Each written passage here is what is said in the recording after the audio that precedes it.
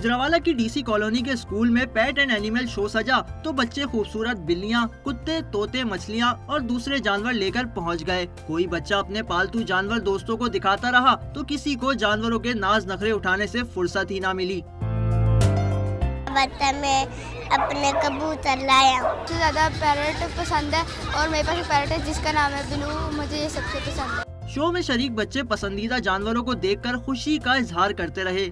Dog देखे, cat देखी है, पैरट देखे हैं, बहुत कुछ देखे, टर्टल देखे हैं। बच्चों ने जानवरों और परिंदों का रूप धार कर टैबलोज भी पेश किए और जानवरों से मोहब्बत का दर्ज दिया।